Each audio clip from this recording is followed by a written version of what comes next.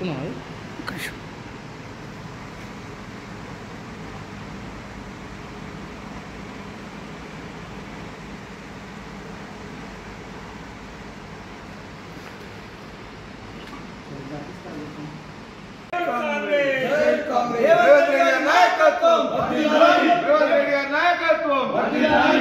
शेख श्रीनिवास रेड्डी गारी नायकत्వం शेख श्रीनिवास रेड्डी गारी नायकत्వం शेख श्रीनिवास रेड्डी गारी नायकत्వం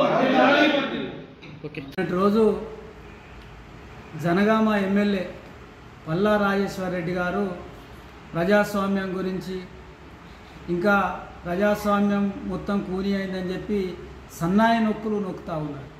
మేము అడుగుతా ఉన్నాం కాంగ్రెస్ పార్టీగా 2019 ఎన్నికల కంటే ముందు 2019 కంటే ఎన్నికల తర్వాత అప్పుడు గెలిచినటువంటి బీఆర్ఎస్ పార్టీ ఎమ్మెల్యేలు ఎంతమంది, 2000 మొన్నటి ఎన్నికల వరకు ఎంతమంది ఉన్నారు అంటే గెలిచిన వాళ్ళంతా బీఆర్ఎస్ పార్టీ బీఫామ్ మీద గెలిచిన వాళ్ళ ఒక్కసారి పల్లా రాజేశ్వర్ రెడ్డి గారు ఆత్మవిమర్శ చేసుకోవాలి.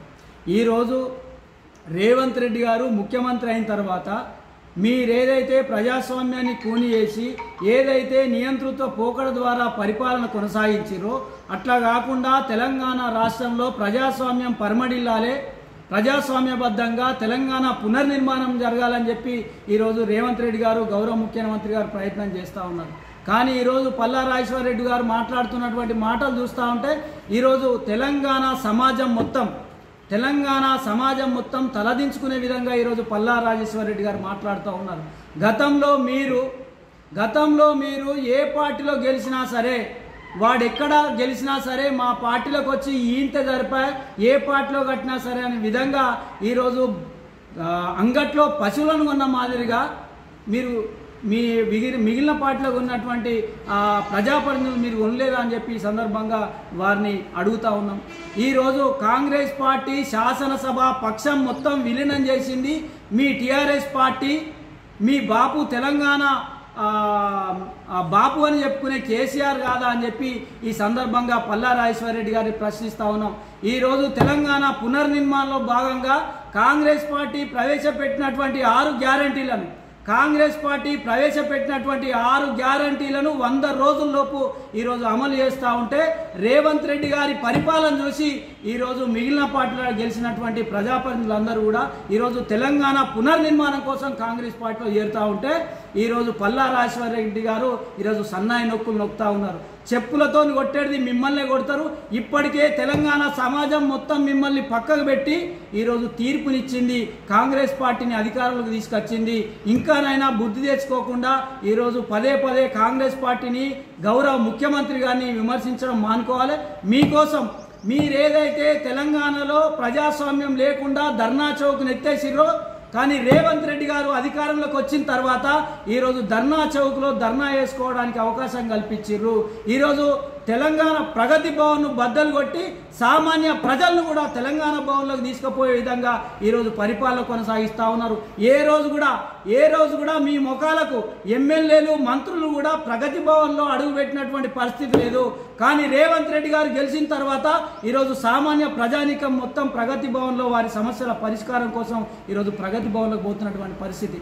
ఇప్పటికైనా బుద్ధి తెచ్చుకొని పల్లా రాజేశ్వర్ రెడ్డి గారు మీరు మాట్లాడే మాటలు ప్రజాస్వామ్యానికి వ్యతిరేకంగా మాట్లాడుతున్నారు కాబట్టి నోరు అదుపులో పెట్టుకొని మాట్లాడుకోవాలి. మిమ్మల్ని ప్రజలు చెప్పుతో కొట్టే పరిణామం ఉంటుంది కాబట్టి నోరు అదుపులో పెట్టుకొని మాట్లాడుకోవాలి. తెలంగాణ పునర్నిర్మాణం కోసం ప్రజలందరూ కలిసి వచ్చి కాంగ్రెస్ పార్టీని బలపరుస్తూ ఉన్నారు.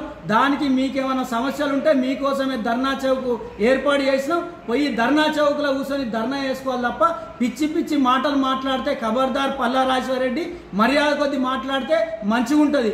మేము కూడా మర్యాద తప్పితే మీకంటే ఎక్కువ మాట్లాడతాం కాబట్టి నోరు అదుపులో పెట్టుకొని రేవంత్ రెడ్డి గారిని కాంగ్రెస్ పార్టీని కానీ విమర్శిస్తే మాత్రం ఖబర్దార్ అని చెప్పి మరోసారి పల్లా రాజేశ్వర్ రెడ్డి గారిని హెచ్చరిస్తాము.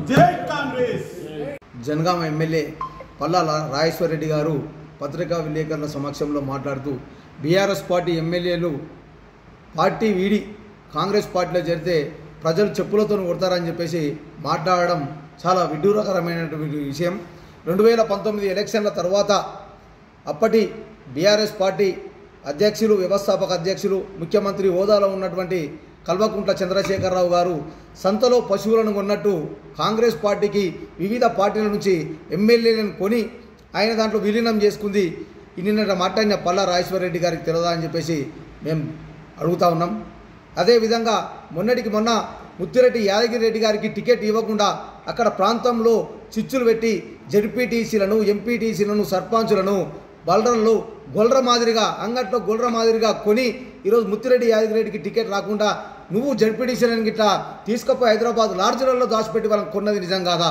ఈరోజు నువ్వు సత్యమాటలు మాట్లాడుతూ ఎమ్మెల్యేలు అభివృద్ధి కోసం కాంగ్రెస్ పార్టీలో చేరుతారని చెప్పేసి వాళ్ళు ప్రజలకు సమాధానం చెప్పాలి, మా ప్రాంతంలో అభివృద్ధి చెందాలని చెప్పేసి అధికార పార్టీ వైపు వెళ్తుంటే నువ్వు సంతలో పశువులను కొంటున్నారని చెప్పేసి మాట్లాడడం చాలా విడ్డూరకరమైన విషయం. చెప్పు దెబ్బల పాలు ఎవరైతారో ప్రజలే అతి త్వరలో తెలియజేస్తారు.